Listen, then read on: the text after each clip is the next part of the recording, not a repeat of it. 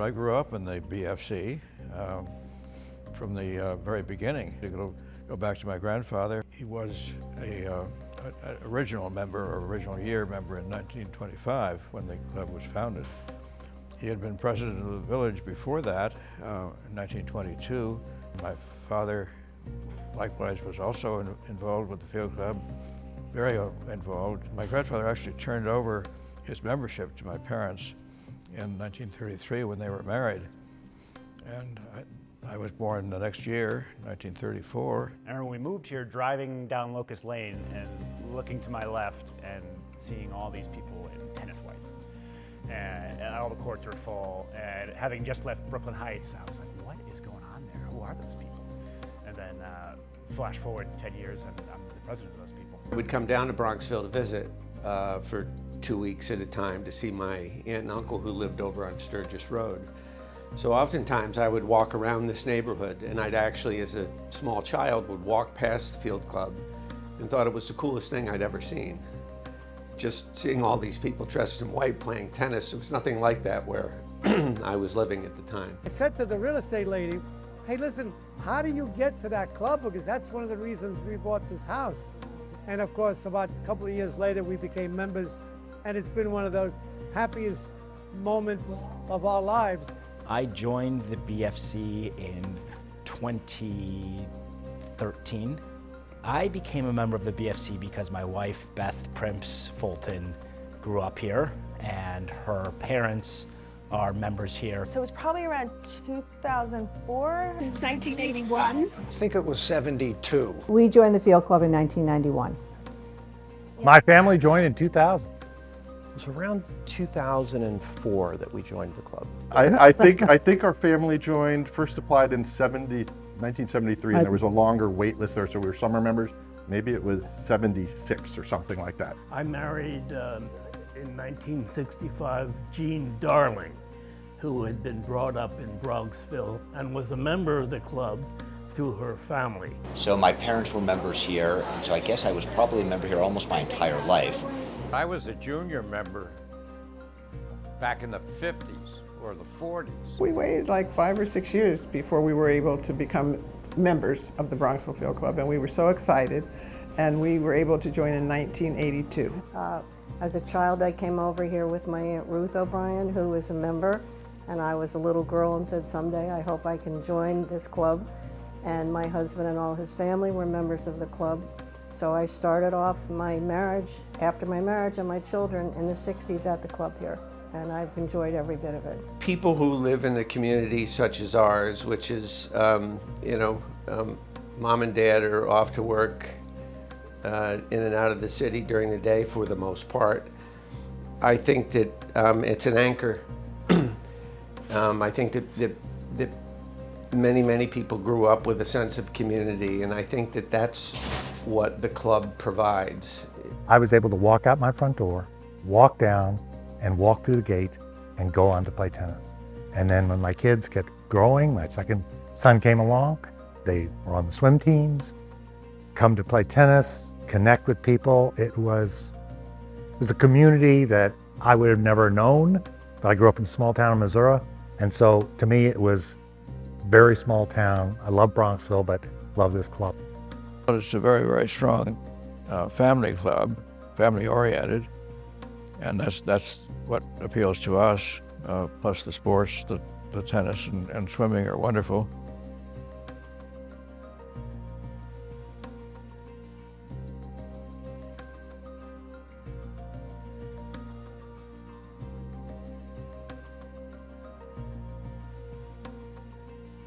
I would have called our dining room a Howard Johnson's.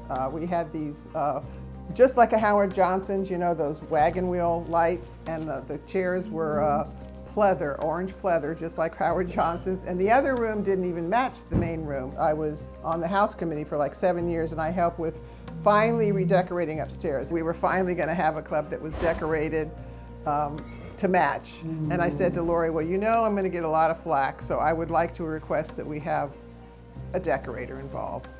It was the worst 4 years of my life. I couldn't sit and eat a meal. The pro shop looked out on those steps, and then the lockers were over there where the bar is. They had the locker room, the men's locker room, which was sort of dank and smelled terrible, and all the old men were in there changing. But the bowling alley was here.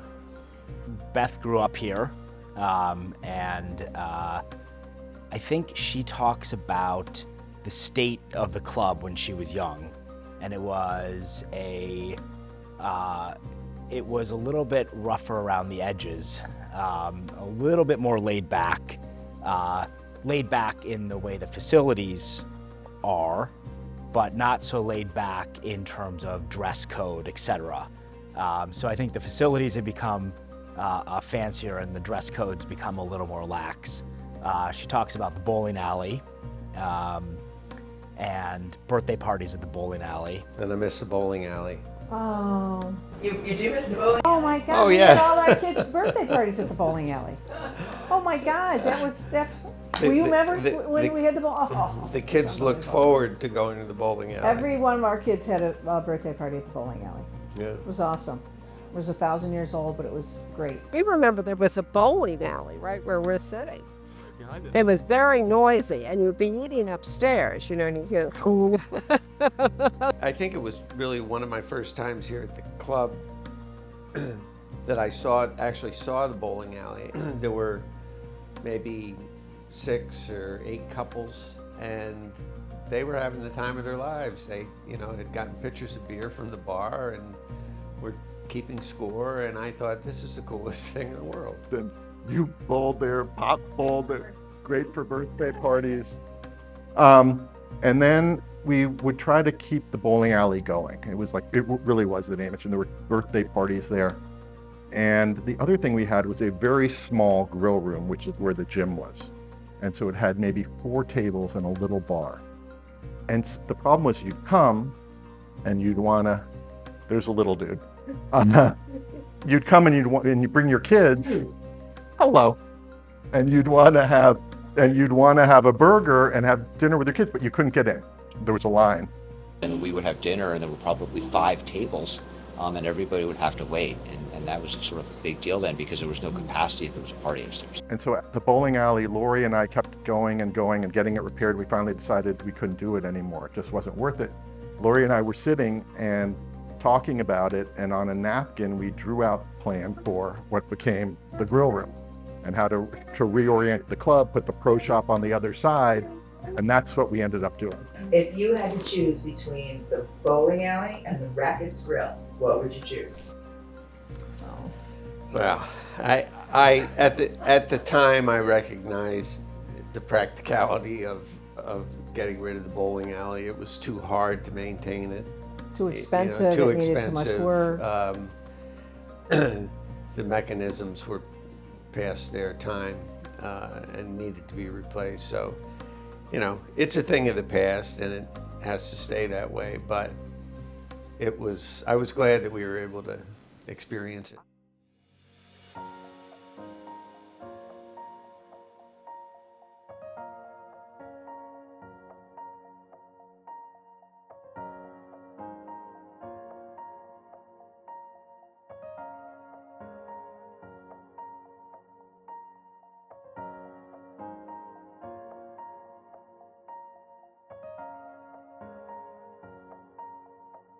So that's the story I would say is like, you never know, as they say, build it, they will come. Well, I feel that's what it was here. We built it, and people really, really had utilized the downstairs wonderful rack grill and made it a happening place, which was our visioning.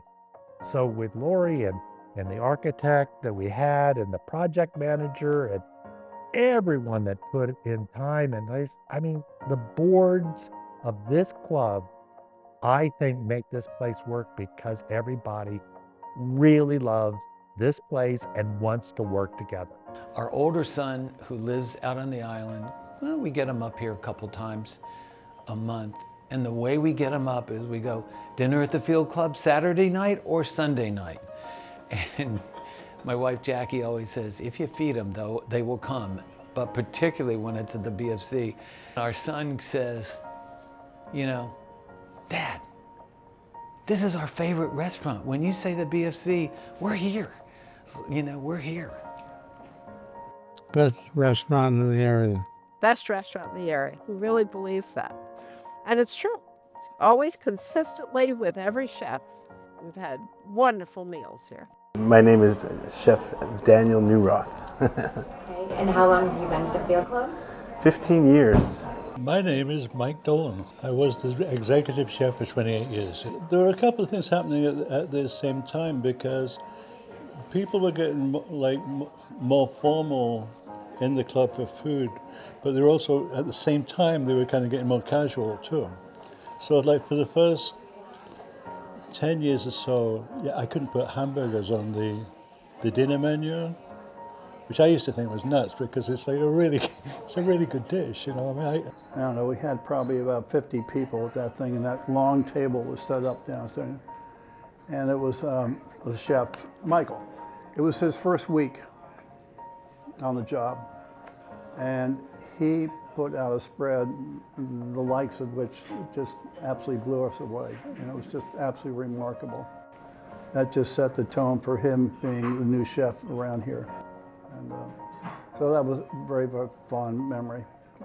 When you first opened the Records Grill down here, was the kitchen already built, or you were using the kitchen upstairs? No, we built the kitchen at the same time, and it's just been modified a little bit since, but it's like basically the same configuration. You know, the way of the world and things have changed as far as dietary restrictions and nut allergies and all allergies, I'll just say in general, and that really changed the way how we think and how we operate and how we have to handle our food. And healthier way of living has changed too, and people are very interested in what's going to make me healthy, what's going to make me live longer. So a lot more vegetables. And then when he planted the garden, oh, everybody was so impressed with that. So we have our own little garden thanks to Chef. I started the garden because I wanted to get children excited about vegetables and no more chicken tenders and French fries. And some of the children who help him weed it and everything. But he has always wanted to please the members. You know, it's just like, when I grew up on a farm, I planted the beans myself and watched them grow. I was so excited to like pick it, cook it in the kitchen and start eating them. That it got me excited about vegetables, and that's what really I wanted to do here in Bronxville, is get the children excited about vegetables instead of other things that we're eating all day long, like pizza. One member told me that I'm doing God's work. So I've really been working hard towards that goal. Doug Cruikshank had also written a letter for me, and he got me involved on the House Committee. And that was a lot of fun. Doug and I went on an anti-olive crusade. Doug and I don't like olives, so olives went from being everywhere at the club to nowhere at the club. I'm sorry, that could be a little bit divisive, but it was in the bread. It was everywhere, so we had to stamp it out. And so Doug and I led an anti-olive crusade. And I think maybe my single biggest contribution to the club. I tried for 6 years on the board to get milkshakes back at the snack bar. I was told by Michelle that it was impossible, it was a health hazard, we would kill all the children because milk cannot be outside in the hot weather, and it was, sorry sir, it was impossible. And then somehow whoever the board came after me, it might have been Ted actually, they got the milkshakes on. So clearly my level of persuasion was somewhat lacking. Because this is sort of the center of my social scene at the club. We come here a couple times a week and see a lot of the same people, a lot of different people, and pretty much this is almost the only place we see those people, or a lot of them. It's just a great place to enjoy your friends. For us, it's like Cheers. Everybody knows your name. You walk in and old Mr. Pendleton comes in, he gets a Negroni. They know it. And, you know, I always, at Mo Fashion, I write a real handwritten note. But our staff deserves to know how much we appreciate them. They say, wow, Chef Dan will say, oh my God, I got the nicest note. And I said, well, you deserve it. You guys work hard. And he's got a wonderful sous chef, and his name is Dan, too. This is more well done.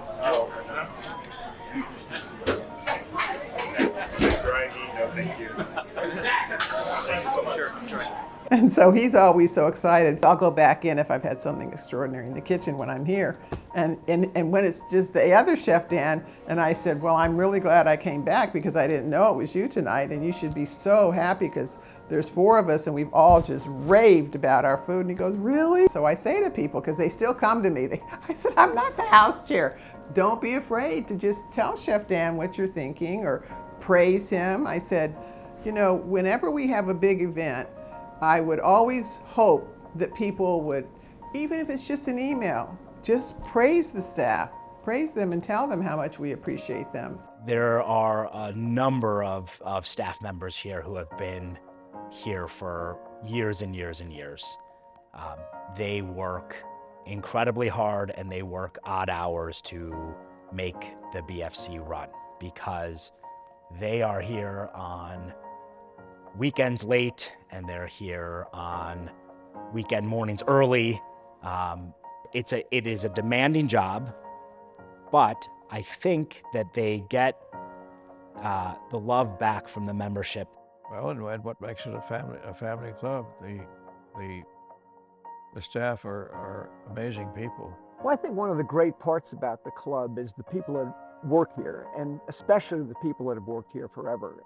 Joni, who's been here forever, and down in the restaurant, Margaret and Michelle, Joe. And then, you know, Joe and Margaret and everyone, you know, Pam upstairs. But it's Swan, it's Margaret. I mean, God, they make you feel good. I remember all of the staff, certainly Margaret, who I've known forever. Freddie in the bowling alley, where I spent quite a lot of time, and I still miss it to this day. Margaret knew Annie when Annie was a little kid and was there serving drinks at Annie's 21st birthday party. And Margaret, to this day, God love her, still brings out as a joke to our boys French fries at dinner because they started with chicken fingers and French fries instead of the steak roast when they were little. And as a joke, our older son, 40 now, still gets French fries. I've known like Joe and Margaret and some of the people that have been working here forever, and they've seen the kids grow up. Well, the one person that stands out, I'm sure everybody says this too, is Margaret, because she really knew the kids as they were little, and she sees them now as grown-ups, but she'll always remember their names, and the kids love to see her and talk to her. So she's very special, but obviously so is everybody else, you know. I've been working here since November of 2004. Favorite part of working here at the Bronxville Field Club is that the members are all very nice and willing to appreciate everything we do here, and they always leave with a smile. They come with a smile on their face and they leave with a smile on their face.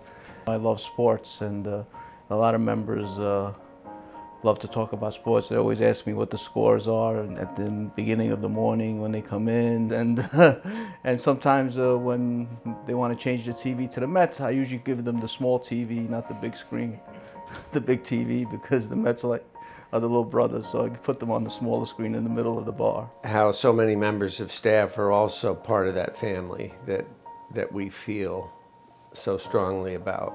Ashton, who worked here for years, he looked out for our kids. They've gotten to know us, they take the time to get to know us, and we've taken the time to get to know them. And it's really enhanced the experience for everybody. It's really been great. One of my sons became very, very close to Ashton, who was here at the time. Even when Ashton left here, he continued to call my son and ask him how he was. And Margaret knew my children from birth. So for me to come here with my children and my grandchildren, she can just look at them and remember all the memories. Same thing upstairs with the staff. Margaret, Grace, Joan, certainly Dominic, I have to say that first, and then Lori, and now Des. Nothing but happy memories. The only thing I could say about Dominic was he was just absolutely a wonderful, wonderful man, and the way he did things here and the way he ran everything, and he was personal. I thought that was one really cool thing about Dominic. Here he was running the club at the time, and he was always great to me, and always in a full suit. I don't think I ever saw him in anything but a suit, even if it was 120 degrees out. But my father and his friends, I think it was every Tuesday night, they would be at the bowling alley with, you know, it was like Mad Men, like martinis and cigarettes and what have you, but they witnessed Dominic roll several perfect games, which is pretty incredible. Of course, our major challenge, I guess, was when Dominic Acasella, I was just on the board. He died, unfortunately, untimely. Laurie was his bookkeeper, I guess would be the right term. He used Laurie in lots of ways of bringing her into the club management sense, but she was only 29 years old at the time, and we were a little bit apprehensive about whether a 29-year-old would be up to managing a complex organization like the club. Turned out that Laurie, several of us who worked with her, felt very strongly that she was capable. I was vice president then, and it was a very difficult time losing our dear manager that everybody loved. We got the board to vote to let her work for 6 months because she'd been working a lot longer, just doing it for nothing. So she was hired as the interim manager of the club. She did so much for this club, and her new vision was fresh and new and best thing we ever did.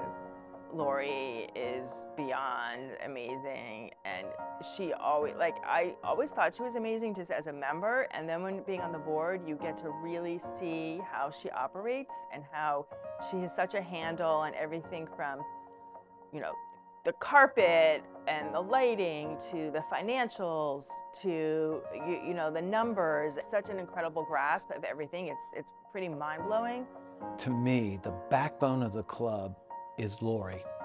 She is creative. She's got great taste.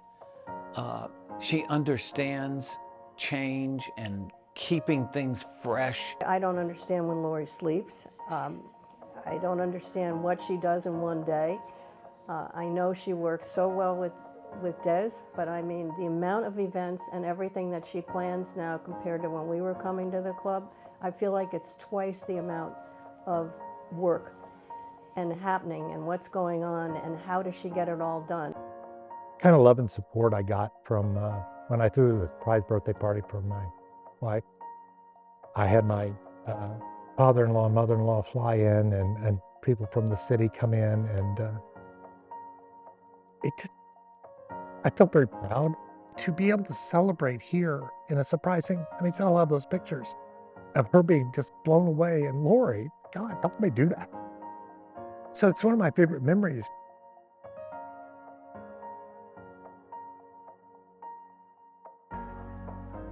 Believe it or not, I was actually going to school in New Rochelle in college, and I was looking for a part-time job, and one of my roommates actually said that there was an opening at the club. She had absolutely loved working here, and she had convinced me to come, and I started working in the office very part-time. The staff here was amazing, and Dominic Acasella was here at the time as the GM, and he was an incredibly supportive person, and actually was pursuing a career in something completely different. And it just kind of evolved over time. It was really my happy place, and I have to tell you that it continues to be that today. My relationship with the staff here, they needed me to come back, and we needed to bond together and help Dominic through a very, very difficult time in his life. Dominic was probably one of the most dedicated managers that I have ever worked with. Dominic was a one-man show for so long, and he knew every single job that everyone did in their capacity here because he had probably done it at some point during his career. When I look back at what it was and what it is today, it's drastically different. I think years ago as well, there were probably very few people who ran the facilities because it wasn't as busy as it is, and you didn't need to have as many staff people running various departments. We have probably about 100 employees who are here on staff year-round, and I think in the minutes at one point I read that there were 5 people that ran the entire facility.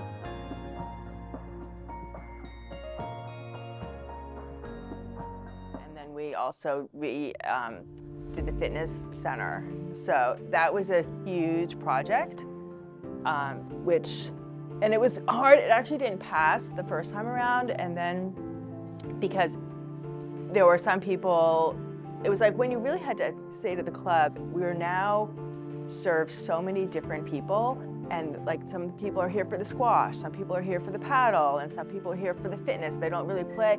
So it was really kind of a push to explain to people we need to have great facilities for all of these sports, because everybody, it's not just a tennis club anymore. We've now really become a multi-use club.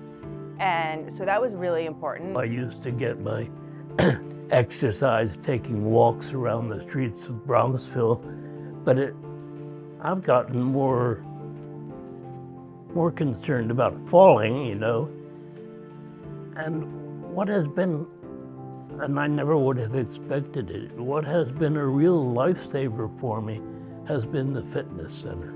We've had a couple of iterations of the gym.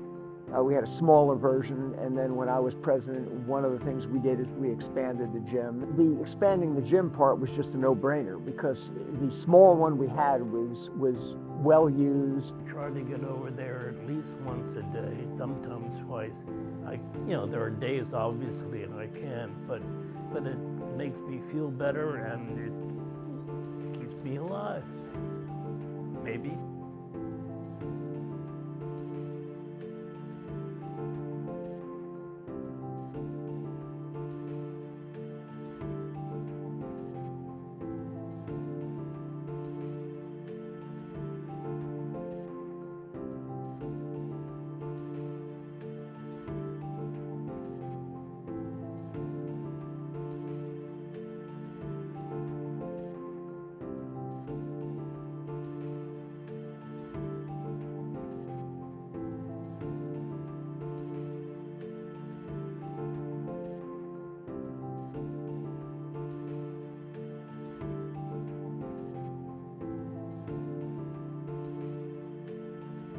So on the bubble, I mean, the first bubble, it was hard to get through Mount Vernon, and it was difficult, as many things are in the club, and we really realized that the club needed to become a full season club, and so we had the paddle courts without lights at the time. That was another thing we accomplished, and so we had a committee that put together the bubble, worked through Mount Vernon, worked through some of the legal issues. I think the sports are the lifeblood of this club, and the best thing is being involved with your kids, seeing them go from just starting out in a sport to actually getting really good, and then playing with them. So my kids grew up here. They played every sport: the paddle, tennis, squash, swimming. It's been fabulous. And then we'd have the occasional father-daughter tennis match. Christina at least played some squash here too. So all very fond memories. In fact, you could only use one of the courts as a kid, which was court 9. You couldn't book a reservation on any other court because they were booked all the time. So I used to hang out on the terrace here in the summers, hoping that one of the adults would miss one of their fourths and they would need me to fill in and play with them. I've loved being part of the tennis program, the tennis club. We've had whole seasons where we don't win a single match, but it's still a lot of fun. It's the same group of guys, and we've had great seasons, where we do pretty well. So I was playing like whatever, doubles on court 3 or something, and all I could watch was Paul Delaney on the terrace chasing my 2 daughters, who were then maybe 5 and 7, up and down. Kids under 16 weren't allowed on the terrace, and there he was. He'd sit down, and one of them would go running toward court 14 or 15, and it's like my whole match. There I am, like looking to see what's going on up on the terrace. It was August, hot, humid, and I think there were probably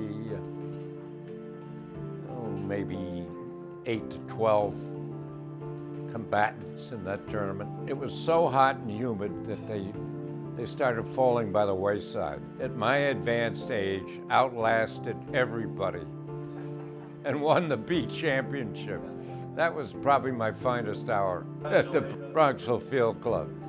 Another time I remember my daughter was playing, and she was playing for the final in the draw, and I think I was on another court in the consolation round. So the two of us, I kept looking to make sure she was winning because it didn't matter if I was going to win. But of course, that was a special moment too for the both of us to be on the court together. I think sometimes we played almost every day. My eternal tennis partner was Frank Kennedy, and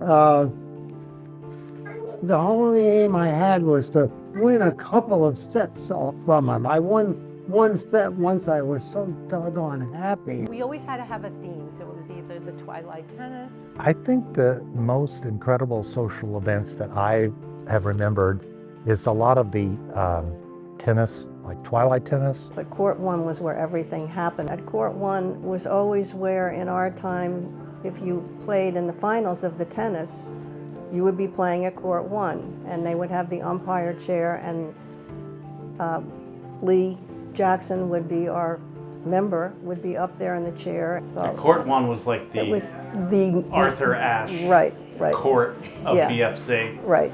If you were on Court 1, especially if Lee was up in the chair, right, you were either coming in first or second. Yeah. You know, and it was like you had made it, you know, as far as tennis goes. We had George Pickwick, Lucille Pickwick's husband, and George would be there with Lee Jackson. He was always there, whether he was sitting in the chair or with talking about the match. Some of the favorite characters, I mean, you'll probably hear a lot about George Pickwick, who's the king of Court 1. He was king of Court 1. He was mayor of Bronxville.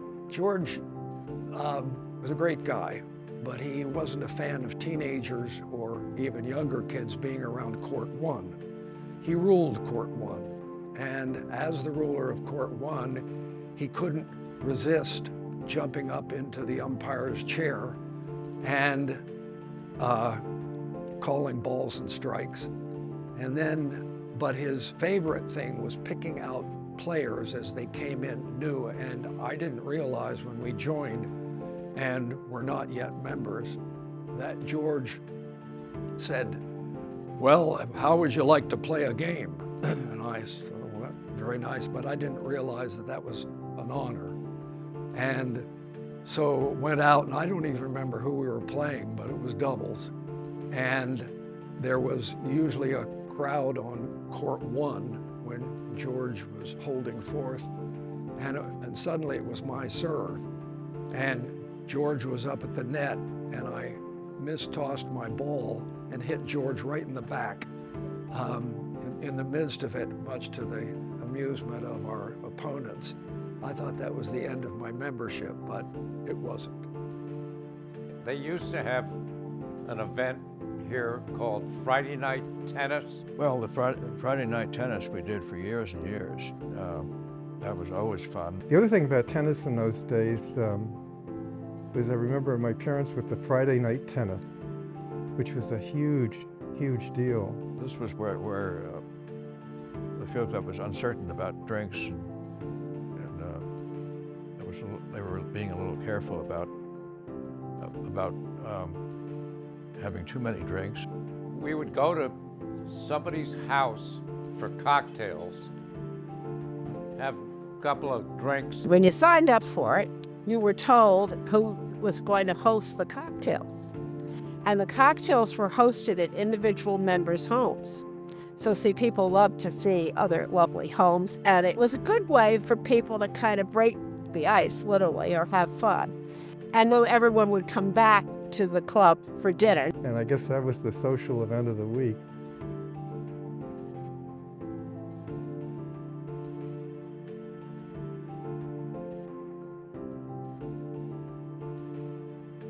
People can get very close to the tennis pro, the squash pro, especially if you're taking private lessons, and they feel almost this personal connection to the pro. I think it was Jamie DiCarvalho, who was my pro, and he was very patient with me.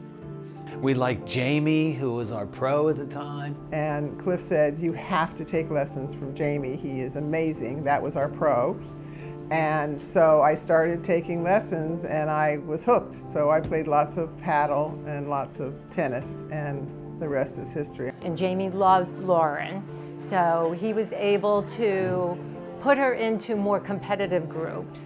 And maybe she was the first young girl to go play with the boys at the time. So I thought that was very exciting. We loved Jamie. He was the most fabulous tennis pro that you could ever want. He was a superb man and a lovely man, and taught, you know, the right decorum for competing and not losing your temper and all that. And but he also really was very diligent in trying to improve all of us. One year when there was the B team, was one really large team. It was just called the B team.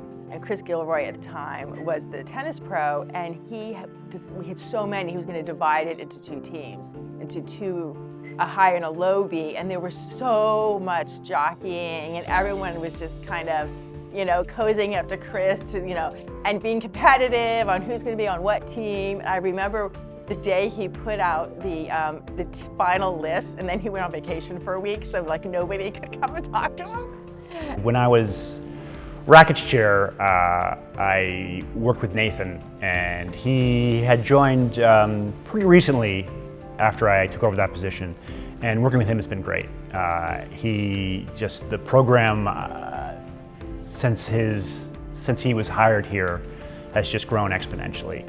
And that's testament to him and the staff he's hired. Seeing what Nathan has done, where he's brought in a number of pros, all who are from somewhere else outside the United States.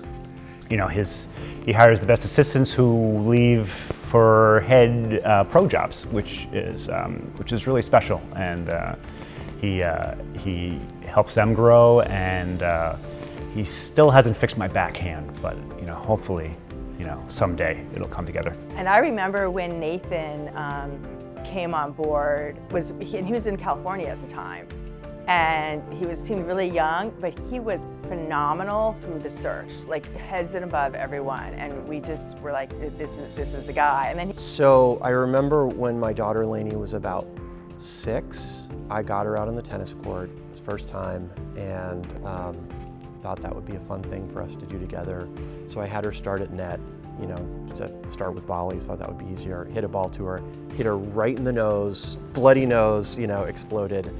And that was our only tennis adventure. So it turns out she was a squash player after that.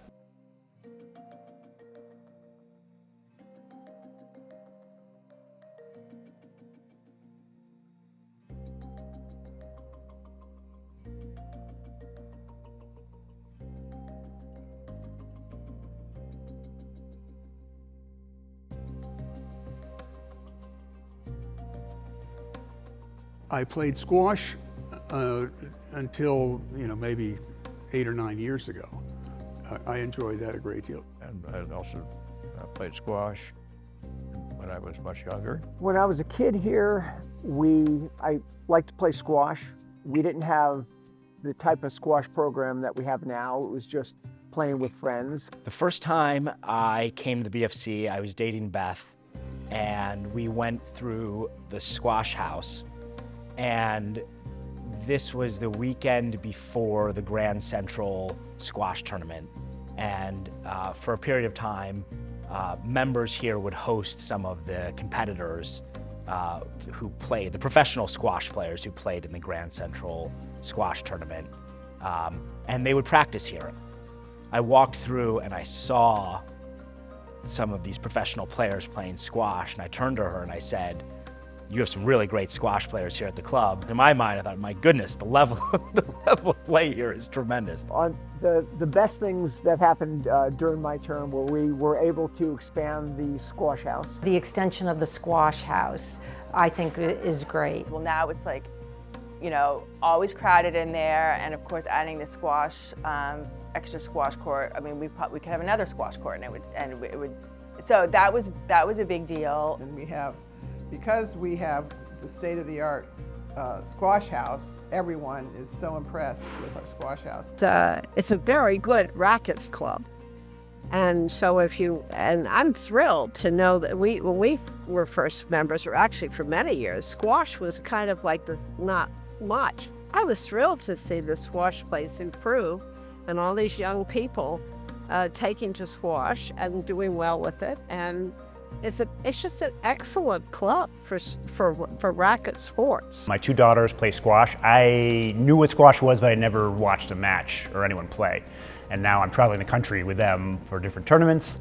But the squash program and the intra-club squash league is a lot of fun. We've had great times in squash too, playing in the pro-am tournaments over time. That's been really great with Miguel and some of the stuff that's been done over the squash groups. The club hired Supreet to be the head squash professional, and Supreet welcomed the forced squash court because it allowed the BFC to host youth squash tournaments, and it allowed the Bronxville squash team to practice here at the club, and we've really become a hot spot for squash, youth squash in particular, in the area and in the country, quite frankly. So being on the squash court with my daughter, being on the paddle team with my son Ford, it's just such pleasure and a privilege to be able to see these guys grow from the beginning to being better than you and people you just love spending time with on the court. So it's been a great shared experience really with all of my kids.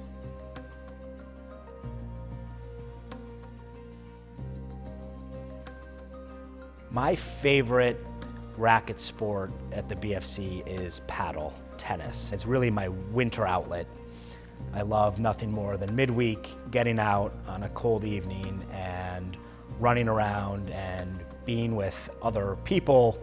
I remember one match, we were cruising and we easily won. I mean, it was like 6-1, like we crushed the other team. And final point, we shook hands, we were walking off the court, and one of the players says, I actually think that last ball was in.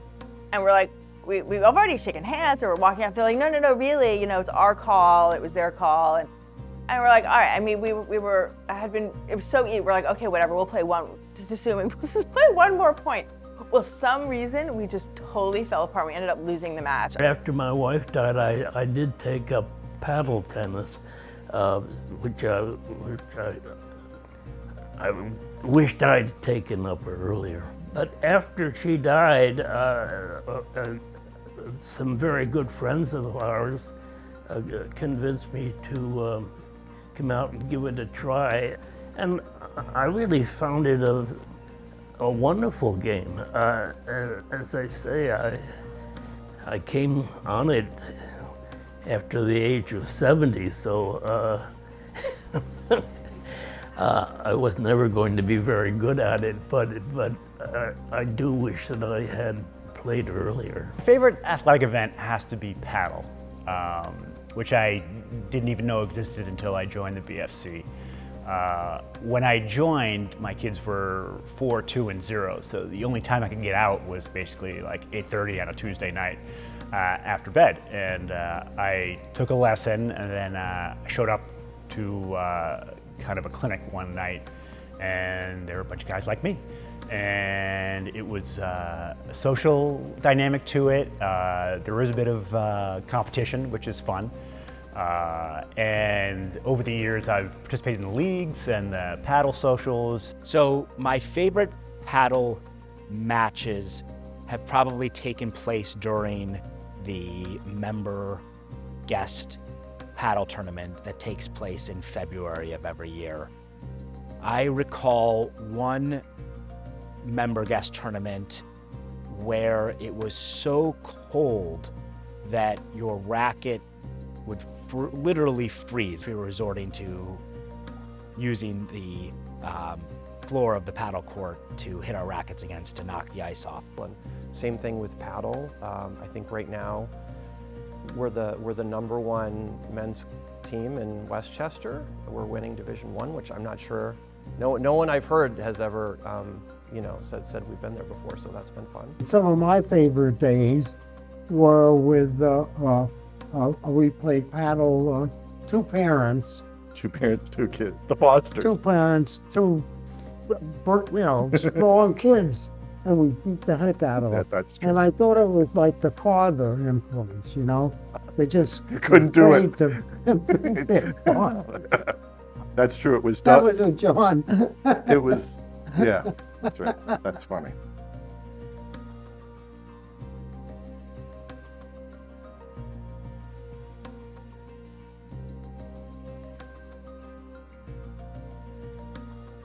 Yeah, getting lights on the paddle courts was a really big deal because that extended the paddle season. I used to Google myself, and it would have all the productions I worked on and my credits. And now when I Google myself, it's my paddle results from a match against the New York Athletic Club. And I'm okay with that. And I remember saying to Lori, I think it was probably, I don't know, 12 years ago, I had heard through a paddle luncheon, I had heard someone talk about pickleball, and no one had heard of it. And I remember saying to Lori, there's this new sport called, they play it in retirement homes down in Florida, it's called pickleball. And she's like, huh? Well, Lori being Lori, she then immediately got some rackets and balls and nets. And we tried to play it on the paddle courts, but it was too soon. Like, nobody knew what it was, nobody was interested. So it didn't really go anywhere. Well, of course now, so we were ahead, we were like way ahead of the curve. Like, we can say we offered pickleball like 15 years ago, briefly. I thought it was a joke the first time I heard the name. James McLean with pickleball, he's brought so much, new energy to that program, so that's been a lot of fun. Starting pickleball, no one was really good, so we were all trying to figure out the rules and everything, and there's this thing called the kitchen, as you guys would know. And everyone kept stepping in it. No one would ever want to admit that they actually stepped in it. So you'd have all these controversies, and actually when it got tight, you'd have people on the side to watch to make sure people weren't stepping into the kitchen. And then you have to learn the etiquette. Well, don't hit it too hard at someone's face, but a lot of times the ball doesn't move as fast, so people are way too ahead of it, either miss it or they hit it way too hard. So there was a lot of an adjustment period. Yeah, no, so one thing I'd like to say about pickleball is I knew nothing about pickleball until they brought it up here.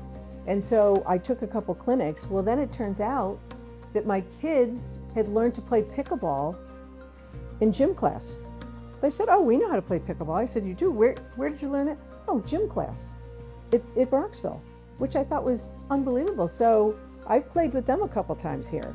But I love taking the clinics, and there's a bunch of, I'm probably the oldest one out there, but a bunch of great ladies are learning with me, and I love it. The all-weather courts, which have been a great addition, and people can play tennis they can play tennis in December if the weather agrees, and it's also become the center of the pickleball world here at the club, and I think pickle is played more than tennis on those all-weather courts. At first, I wasn't sure I was going to love it because it's a wiffle ball, and but as soon as I started doing it, it's a no-brainer because you could actually play tennis in the morning and play pickle in the afternoon. And right now, I'm having more fun playing pickleball than tennis.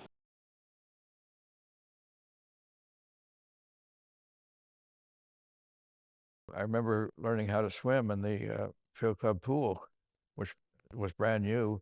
So I was probably 3 or 4 years old, and I remember Mr. Crowbar or something like that was the instructor at that time, and I remember being floated around the pool in the shallow end, being kept out of trouble, and swimming came kind of naturally.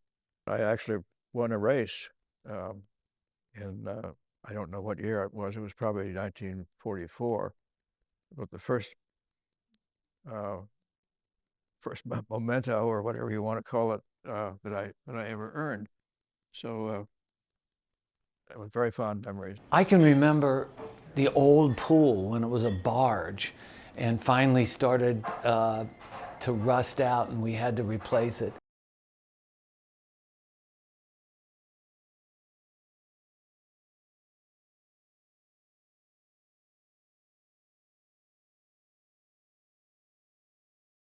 So what I think when my dad was president, the big project was the pool, redoing the pool. So It must have felt really good when you got that pool project finished. Oh, yeah, and the first thing that happened was Annie and Allie, my son's daughters, pushed me right into it immediately. right at the end of his speech, at the end of his speech. And of course, being the pool chair, I mean, it was like the greatest job ever. And I mean, and believe me, there was a lot of pushback, and you guys know. But Those 5:30 in the morning No, or oh, 6 yeah, I o'clock get- in the morning I get- calls I get- saying the pool's not open, early morning swim can't start. 6 a.m. Do you People have the were key? calling me, where's the lifeguard? He finally said, like after the third day in a row, he says, you pick that phone up again tomorrow. He says, I'm going to kill you. Anyway. The pool has been a godsend, especially when they were young, obviously, because lifeguards here are basically babysitters, so you could actually relax at the pool. And as they get older, now they can just walk down and go to the pool, and obviously my snack bar bill is extravagant because of it, but it's just great to have. And then the craziest one, about 10 years ago, Ranjit Bhattacharjee started talking up water polo, and everyone is like, that is the dumbest idea ever. This is a country club. That is never going to work. And he got it started, and now every Saturday morning 20 people show up to play water polo, and it's a lot of fun, mostly well behaved. But I love the pool. I love the quiet of the morning here. I definitely remember my older brother and his friends doing the craziest dives off of the diving board to the point where they'd be asked to leave for the rest of the day. And certainly the old sun deck that was adults only. I remember just being like, only they're allowed up there. Like, what's that all about? Just hanging out at the pool. I remember when our kids were young, especially our little one, Jake, he'd walk around and greet all the other people in their lounge chairs. And it was like they called him the mayor of the pool, because he was like, a little kid he had glasses on, introducing himself to everybody. I would come home from work, don a bathing suit, come on over and meet my wife here, and we would swim together. All those are really good memories. I have a drawer in my house that has all their deep water bracelets, and it was like a banner event in our household when each one got it. I can remember them, how proud they were, and they never took it off, even when they weren't here. But when we became involved with the swim team, the mentality was really that, the field club was just this little club that had a few good swimmers over the years, and we were sort of languishing in the lower divisions. But we would have these meets, and they were a lot of fun. But then all of a sudden, we started getting pretty good. And that was because of coaching. They encouraged the kids wanted to work. Slowly but surely, we started climbing the ladder. And I can remember, and this is not a diss on Siwanoy at all. I was going to say it if you didn't. I was going to tell this story if you But didn't. Siwanoy was a perennial powerhouse. There was no way the field club could beat Siwanoy. And one day we beat them. And the first thing, when I heard, I was at work, the first thing I called the coach, and I said, there's a new sheriff in town. I think that might have been in Division 3. We did get into Division 2, and then we actually made it up to the first division for 1 or 2 years. We'd sort of bounce back and forth, and then we'd go down to Division 3. Swimming on the swim teams, I got all their little, as you might know, I have all their little ribbons still. I've kept them, haven't let them go. And they still talk about that, what that meant to them. In the 17 and under relay, Jim couldn't swim. He couldn't be there. He had to swim in another meet. It was a national meet. And so 5-year-old Aiden swam in Jim's place. And I think the way they said it, and swimming in his place is his 5-year-old brother. Yeah, but swimming in his place is his 5-year-old brother. And Aiden swam anchor for the 17 and under relay. Or something like that, yeah. The swim team is a phenomenal institution here. And when you go to these meets and you see them throw Mel in the pool and their coaches in the pool, it's really an amazing experience. I think also our own children, it was part of their own closeness. They all became very close through the swim team. Just swimming together on one club, competing for one team, was just great for our own children. I enjoyed swimming, enjoyed racing, and that's history.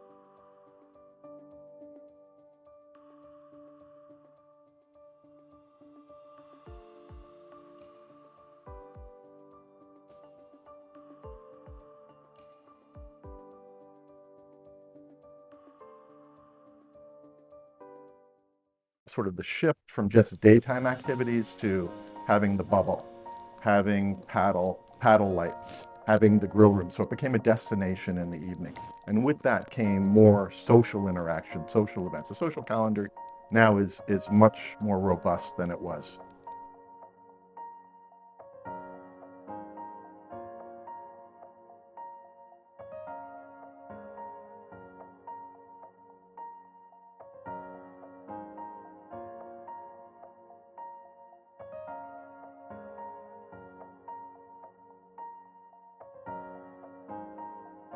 Oh my gosh, the private events we've held here, a lot of private events, but not big ones. When our company comes from out of town, we like to set a table the old-fashioned way and set a menu, and this club does it great. I've thrown bride's birthday party, my wife. I've had my wedding reception here. I've experienced memorial services here with close friends. But I do remember, you know, family events that we've held upstairs in the dining room, and I've got many pictures of family pictures standing out on the porch in front of the club or in front of the fireplace. I think was our 25th wedding anniversary when Randy and I were married in 1959. 25 years later, we put on a party here with an orchestra. And literally this is where we raised our kids. And we had baptisms here, and we had first communion parties here, and confirmation parties here. We've had a wedding here. And when our first child got married, our daughter Tori, her wedding was here. What a beautiful wedding. In 1984, my wife told me that some good friends of ours, the Fords, Vicky and Cy Ford, were going to have an anniversary party, and that I had to dress up in my black tie and come here to celebrate their anniversary.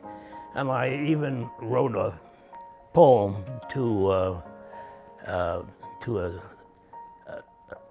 popular tune, which I was going to sing at an appropriate time. And I walked into the hall with my wife Jean, and I saw my sister from California there, and then an old girlfriend from my Plainfield High School there. And I said, "What are you doing here at the Ford's anniversary?" And it turned out that my wife had deceived me, that in fact it was a party for my 50th birthday. And so there I had this song in praise of Vicky and Cy, which I still insisted upon singing after the dinner, but my wife pulled off deceptions like that several times in my life, so I think that I may have been more than usually naive. It's the communal aspect of everyone coming together, and how, because of Lori Shahagan and how the club is run, it always feels like you're welcome, and everyone is connected. It's not a feeling of top-down, it's a feeling of togetherness and community. And we always got big crowds, and of course with chefs like we have, they weren't afraid to try new interesting things, and it was always a success. Who doesn't love to eat? You know, and we'd have the pairings with the wine. Another one of my favorite BFC social events is the annual gala. It's, you know, black tie, everybody dresses up. Lori and Des and all the staff here really go to the extreme as far as what the club looks like. I remember one time I walked in here during the gala and there was a woman suspended from the ceiling pouring champagne. You know, we used to, back in the day, have a lot of fun at the dances. I was thinking Saturday night dances. I like the bunny brunch and the Santa brunch because you see all the little kids so happy. They coming in all dressed up and they just enjoy the day, and then they love when we put that chocolate fountain out and they just like make a mess everywhere. And I remember when Michelle used to work here, used to hate that fountain, but I tell her it's for kids, you know, the kids have a great time. They make a mess, we just clean it up after. On the social events, because when we were younger, we went to everything. They offered something, we signed up for it. We were, we were so happy to get out, but we did everything. The opening summer party, the end of summer party, the Christmas dances. We did all of those. I love the holiday party. Yeah. I That loved was it. always, you that know, was always fun. Everyone dressed in formal attire, and it was just so much fun. Well, we had a lot of fun. I'd say the amount of events now has certainly been phenomenal. I mean, the amount of events that are planned that go on here, certainly this year, have been absolutely phenomenal.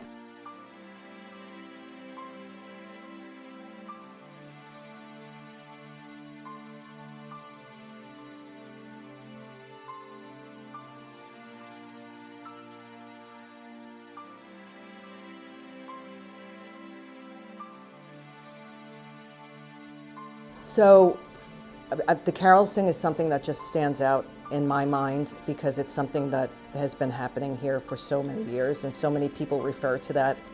And when you talk about it, anybody that's experienced it has this very deep kind of understanding and love for what it was, you know, and what it is, quite frankly. And the fact that we were able to continue to do that during COVID was such a magical time. We've always enjoyed carol sing, Christmas carol sing, and we've attended that for a long time. Oh my gosh, we came here, we never missed carol sings. My favorite BFC social event has to be the Christmas carol, the carol sing.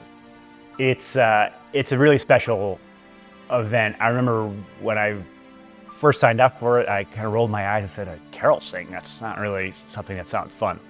And when you sit in this room and you hear the songs, you hear Silent Night, you get goosebumps, you see the different generations here, grandkids, grandparents, babies, teenagers. It's I think the multiple generations that come back for this, right? So we have probably 4 generations here. I saw people in the crowd that were octogenarians. I saw 1-year-olds in the crowd as well. So it's the multiple generations that come back for this. It's the decorations. It's not really the singing. I mean, we're like jokers. But it's the ambiance and it's the people. He pointed at me when he said joker. Probably one of my earliest memories would be our first coming with our first child to the Christmas Carol steak roast.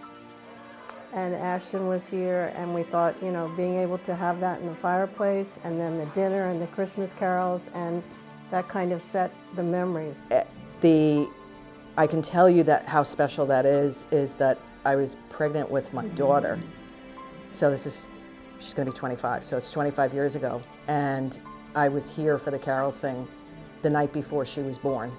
And, you know, it was really important to me to be, I don't think I've ever missed one in all the years that I've been here. My favorite BFC social event is probably the favorite of many, and that is the carol sing. And I came to the carol sing before I was a member with Beth and her family, and I've seen the carol sing grow over the years, and now it's hosted over 4 nights. But there are very few times in your life when you can really belt out Christmas carols, and this gives you the venue to do that, and it's really fun. It's a lot of fun because it's something that's beloved by the young and old alike. It's really fun. My favorite memory is I love the Christmas caroling and steak night. It's just the best. It's like old-fashioned fun. I love steak. Oh, well, of course, there's the Christmas thing. I mean, that's so... Like the carol sing and steak roast. Carol things. Those are very important to us. You know, the children loved it. And we just, I mean, it was so beautiful. A wonderful, wonderful thing. And then there was a great chef, you know, we used to have steaks and things. And Yeah, I well, they still do that, but in our family it wasn't known as the carol sing. It was referred to as the steak roast because the steak was the important part of that, as far as I was concerned. Do you miss the madness? A little bit, because we're not cooking in the fireplace anymore, and I do miss that part because we have a beautiful setup up there. And I've since bought a barbecue grill, and I've been grilling at the entrance as people are walking in, so they could still see the grill, but it's still not the same as like melting your back on with the fireplace. That oven or that fireplace probably was 500 degrees because we put 4 bags of charcoal in there, and the flames were so high. And then they kept pushing the buffet closer to the fire because we need to fit more people in there. And I'm just standing there, I'm roasting my back against the fireplace, and it was just crazy. But it was so fun to see everybody there and to be a part of this Bronxville tradition was amazing. Like I really, first carol sing, I just felt a part of the family already, you know? It was kind of like my christening here. So the 12 Days of Christmas, I had heard and never really thought about. I was like, oh, it's just another Christmas carol. But here at the BFC, during the carol sing, it becomes a competition where each section of the room has a different number. So, 3 French hens, 2 turtle doves, and slowly it morphs into whoever can sing their part the loudest. And you have people standing on chairs, screaming, and it's really, it's a wonderful, fun song.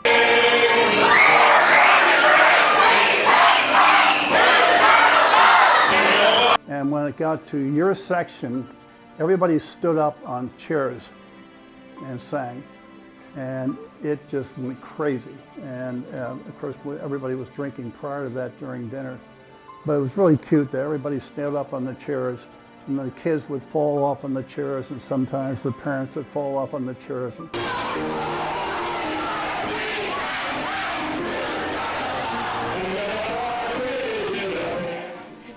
Why is tonight's so special?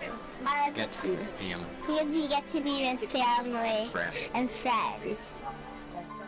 I have to say, too, the club has come through when you need them in sad times. My wife died 22 years ago, and since that time, the club has become an even bigger part of my life. I unfortunately lost my husband to cancer, and it was just shocking when he got cancer and was gone in 2 months. So I just was very happy to belong to this club because it still to this day is very difficult, but I feel like I can come over here and sit at a high boy if I want to. It's hard by myself, but it's a family-oriented club, and Dad would come and say hi, or somebody would come and make me feel welcome. And so I feel like this is my home away from home.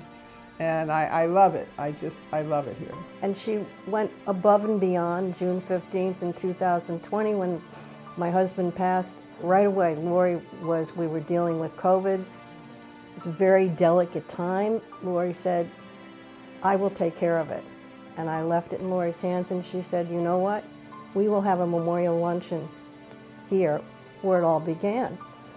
Absolutely had it covered. I used to actually read the minutes of the club just to gain experience and background and to really understand the different players and the members. And it was so wonderful to read things about, let's say, George Pickwick or Bunny Michelino. My earliest memory is probably being interviewed for admissions, and this woman named Bunny pulled out a stack of index cards and had read every single sentence of my application and asked me about everything that I had ever done. And so I was very lucky I didn't lie or embellish the application at all, because she really grilled me on it. There's only one Bunny. and she loved her Bill. Bill Olney, she loved. I've known Bunny since I was born. And one of my earliest memories, I'd be skateboarding around our neighborhood, and whenever she saw me, she would come out and make me do skateboard tricks for her, like in front of her house. And then, of course, when we joined, my wife and I and the kids, the very first person standing there was Bunny. And she was like, it's about time. Or people that had been here for years and years and years who, in their youth, they were here using the club and they were in capacity of some sort of committee or whatever. I mean, what's interesting is the continuity. So, like, there's a picture upstairs outside the men's room of my dad with the paddle guys. Like, Bob DeLascia was one of them. And so they got the old wooden paddles, and they're all there. And Dick Bauer and others, and that's pretty cool. Yeah, it's just a huge legacy. Like, I walk down the hall, and I know about all the work that went into this place and went into the pool, and I walk down the hall and see my dad's name on the board for tennis and paddle, and it feels like home here. Like, I was talking to Margaret, I think last week, and I was thinking like, oh, she knew me when I was a kid, and now she knows my baby. So we didn't have a big sense of community here because our neighbors' kids went to different schools, and we really needed to find a place to kind of center ourselves and be part of a bigger local community. And the Bronxville Field Club has led to wonderful relationships, and it's really been a center part of our family. We love it here. We're so grateful to be a part of it, and we're happy to see the 100-year anniversary and hopefully many more years to come. I've made it a pact, even if it's just with the family, all my birthdays here. I just feel like it's meant so much to me that I want to give back and let the club know how much I appreciate the kindness. And the staff, you feel like the staff could be your sisters and brothers, and so it's just an amazing club. July 1993, Lisa and I had our first date at the Field Club.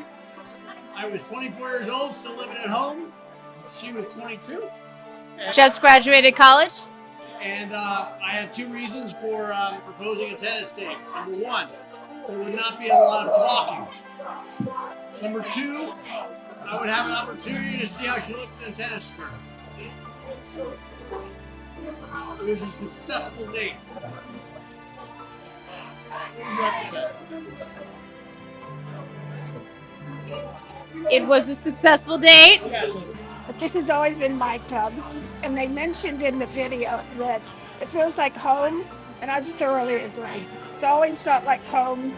I see a lot of kids when I've been working here over 20 years, and I've seen kids like when they were just born and they would bring them in the carriages, and then now they're in college and they're gonna get married. And it's definitely, one of the best parts about it is the deja vu you get when you see your kids going through it.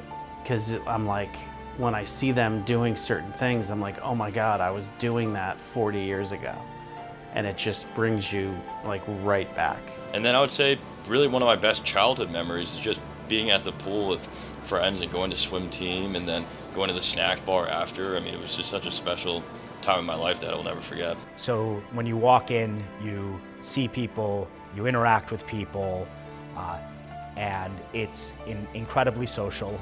And so when you come over here, there's always somebody that you know, whether it be from the staff, employees, or other members. And it's a home away from home. It's a lot of fun to walk in and see familiar faces. It's a whole bunch of things, but it's the community, the sense of community, the sense of belonging, and I must say we're not as good as we should be at knowing younger families now, but we do attend some of the parties and events, and we look forward to meeting new people and enjoying everybody, including many old friends who are still here. Really, I feel like it is almost a second home to my family because we have spent so much time here over the years. But it's really the people, It's just the club attracts just great people. Happy Centennial! Happy 100 years to the BFC. The Bronxville Field Club, congratulations. I can't believe the BFC has been here for 100 years. and I have almost been here as long as the club. To all the great people, the wonderful staff, the continuity that we have here, the dedication, and happy birthday. Happy 100th birthday, Field Club. Happy 100th birthday. We love you. Well, 100 years is 100 amazing years, and I would just say, you know, keep it going another 100 years. Happy birthday, Bronxville Field Club and all its members. It's 100 more years, right? Or more. I'd just like to wish the club a happy centennial. I haven't been there quite that long, but it feels like I'm approaching it in a good way. I would like to wish the club a happy centennial. We've been so happy to be a part of it, and our family enjoys being here and loves it every day. Looking forward to another 100 years. Obviously, I haven't been here for 100 years, but if I could see the club here another 100 years, that would be great, and looking forward to the future here. Well, I'm not quite the age of the club yet, but I'm approaching it, I tell you. It's kind of scary. But happy 100th birthday, Bronxville Field Club, and man, I want to keep itching up to get to that 100th birthday myself. Thank you so much, club. You're wonderful. Congratulations on the 100 years. I've been here 20 years, so it goes so fast, and for the next 100 years, I'm pretty sure it's going to be even better and great. Happy 100 years to the Field Club, and we are so happy that we've been able to enjoy our 34 years here, and hope 34 more if we can. I wish the club great success for many, many, many more years to come. And here's to another 100 years. Congratulations, BFC, on 100 years. I would just want to say congratulations to the club, the staff, everybody who has made this possible from the 60s to now. It's phenomenal. Congratulations to BFC on 100 years. Let's do another 100. And thank you, Mom, for having us here as kids. And I can't wait to see my kids grow up here. 1, 2, 3, 100 years. 1. You're on 3, we're going to say 100 years. And look at it. Where do you want to look? Where do you get this guy? That one. 1, 2, 3. 100 years! That's